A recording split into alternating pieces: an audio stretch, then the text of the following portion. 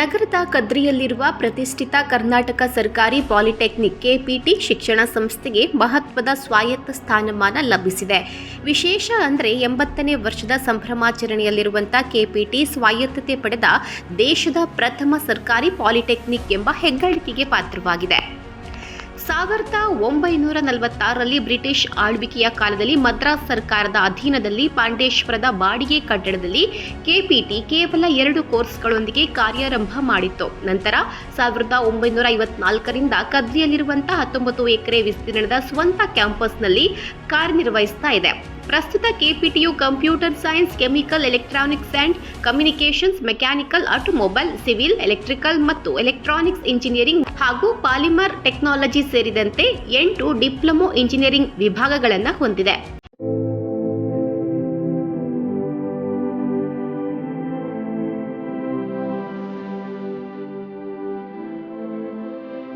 KPT ಪ್ರಾಂಶುಪಾಲ ಹರೀಶ್ ಶೆಟ್ಟಿ ಮಾತನಾಡಿ, ಸ್ವಾಯತ್ತ ಸ್ಥಾನಮಾನದಿಂದ ಕೈಗಾರಿಕೆಗಳಿಗೆ ಪೂರಕವಾದ ಪಠ್ಯಕ್ರಮವನ್ನು ರೂಪಿಸಲು ಸಂಸ್ಥೆಗೆ ಸ್ವಾತಂತ್ರ್ಯ ದೊರೆಯಲಿದೆ.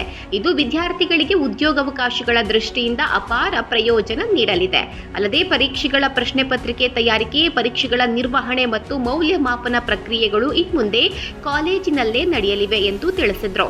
ಸಂಸ್ಥೆಯು ದೇಶ ವಿದೇಶಗಳ ಕೈಗಾರಿಕೆಗಳೊಂದಿಗೆ ನೇರವಾಗಿ ಒಪ್ಪಂದ ಮಾಡಿಕೊಳ್ಳಲು ಸಾಧ್ಯವಾಗಲಿದ್ದು, ಇದು ವಿದ್ಯಾರ್ಥಿಗಳಿಗೆ ಅಂತಾರಾಷ್ಟ್ರೀಯ ಮಟ್ಟದಲ್ಲಿ ಉದ್ಯೋಗಾವಕಾಶಗಳನ್ನು ಸೃಷ್ಟಿಸಲು ನೆರವಾಗಲಿದೆ ಎಂದು ಅವರು ವಿವರಿಸಿದರು.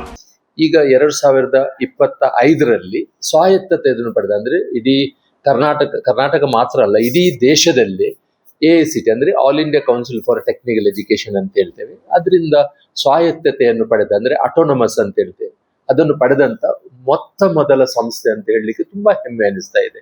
ಈಗ ಒಂದು ಪ್ರಶ್ನೆ ಬರ್ತದೆ, ಇದರಿಂದ ಏನು ಲಾಭ ಏನಂತೆ. ಈಗ ಅವರು ಮಕ್ಕಳು ಇಲ್ಲಿ ಕಲಿತದ್ದನ್ನು ಅವರು ಕಂಪನಿಗಳಲ್ಲಿ ಅಥವಾ ಸ್ವಉದ್ಯೋಗ ಅದರಲ್ಲಿ ತೊಡಗಿಸ್ಕೊಳ್ಬೇಕಾಗುತ್ತೆ.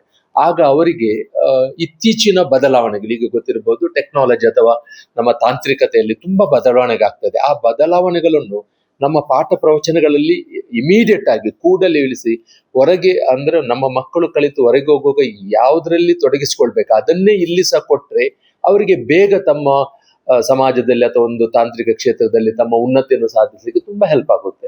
ಅದಕ್ಕಾಗಿ ನಮ್ದೇ ಆದಂತ ಸಿಲೆಬಸ್, ಈಗ ಸಿಲೆಬಸ್ ನಲ್ಲಿ ಸಹ ಹೇಳ್ಬೋದು, ನಾವೀಗ ಒಂದು ಪಾಠ ಪ್ರವಚನಗಳು ಅದನ್ನು ನಡೆಸುವಾಗ ನಾವು ಏನ್ ಮಾಡ್ತೇವೆ ಅಂತ ಹೇಳಿದ್ರೆ, ನಮ್ದು ಈಗ ಕಂಪನಿಯಲ್ಲಿ ಇದ್ದವರೇ ಅದರಲ್ಲಿ ಇರ್ತಾರೆ. ಈಗ MRPL ನ MD ಇರ್ಬೋದು, ಇನ್ಫೋಸಿಸ್ ನ ಸ್ಟಾಫ್ ಇರ್ಬೋದು, ಅಥವಾ MRPL ಅಥವಾ ಯಾವುದೇ ಕಂಪನಿ ಅವರೇ ಇರ್ತಾರೆ.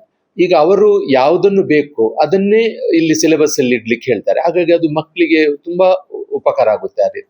ಸೊ ಇಂಥ ಎಲ್ಲ ವ್ಯವಸ್ಥೆ ಬಂದುದರಿಂದ ನಮ್ಮ ಮಕ್ಕಳ ಪ್ರೊಡಕ್ಟಿವಿಟಿ ಅಂತ ಹೇಳ್ಬೋದು, ಅವರ ಹೋಗುವಂತ ಜ್ಞಾನ ತುಂಬಾ ವೃದ್ಧಿಯಾಗಿ ಅದಕ್ಕೆ ಬೇಕಾದಂತ ವ್ಯವಸ್ಥೆ ಸಿಗುತ್ತೆ. ಇದು ಇಷ್ಟು ವಿಷಯಗಳು ಅಟೋನಮಸ್ ಇಂದ ಆದದ್ದು. ಹಾಗಾಗಿ ಇದೊಂದು ಪ್ರತಿಷ್ಠಿತ ಸಂಸ್ಥೆಯಾಗಿ ಇನ್ನು ಮುಂದಿನ ದಿನಗಳಲ್ಲಿ ಹಲವಾರು ಯೋಜನೆಗಳಲ್ಲಿ ನಾವು ಬರ್ತಾ ಇದ್ದೇವೆ. ಇಲ್ಲಿ ಒಂದು ವಿಶೇಷತೆ ಆಗ್ಬೇಕಂತೇಳಿ ಆ ರೀತಿ ನಡ್ಕೊಂಡಿದೆ. ಪ್ರಸ್ತುತ 1400ಕ್ಕೂ ಅಧಿಕ ವಿದ್ಯಾರ್ಥಿಗಳು ಕೆಪಿಟಿಯಲ್ಲಿ ವ್ಯಾಸಂಗ ಮಾಡ್ತಿದ್ದಾರೆ. ಇಲ್ಲಿಂದ ಹಳೆ ವಿದ್ಯಾರ್ಥಿಗಳು ದೇಶದ ವಿವಿಧ ಪ್ರಮುಖ ಕೈಗಾರಿಕೆಗಳಲ್ಲಿ ಉನ್ನತ ಹುದ್ದೆಗಳನ್ನು ಅಲಂಕರಿಸಿದ್ದಾರೆ. ವಿಶೇಷವಾಗಿ ಮಂಗಳೂರಿನ MRPL, MCF ನಂತ ಪ್ರತಿಷ್ಠಿತ ಸಂಸ್ಥೆಗಳಲ್ಲಿ ಕೆಪಿಟಿ ವಿದ್ಯಾರ್ಥಿಗಳಿಗೆ ಪ್ರಥಮ ಆದ್ಯತೆಯ ಮೇರೆಗೆ ಉದ್ಯೋಗ ಲಭಿಸುತ್ತಿದೆ. ಅನೇಕ ವಿದ್ಯಾರ್ಥಿಗಳು ಯಶಸ್ವಿ ಉದ್ಯಮಿಗಳಾಗಿ ತಮ್ಮದೇ ಸ್ವಂತ ಸಂಸ್ಥೆಗಳನ್ನು ನಡೆಸುತ್ತಿದ್ದಾರೆ. ಸ್ವಾಯತ್ತ ಸ್ಥಾನಮಾನದೊಂದಿಗೆ ವಿದ್ಯಾರ್ಥಿಗಳಿಗೆ ಇನ್ನಷ್ಟು ಉತ್ತಮ ಅವಕಾಶಗಳು ಮತ್ತು ಪ್ರಯೋಜನಗಳು ದೊರೆಯಲಿವೆ ಎಂಬುದು ಸ್ಪಷ್ಟ.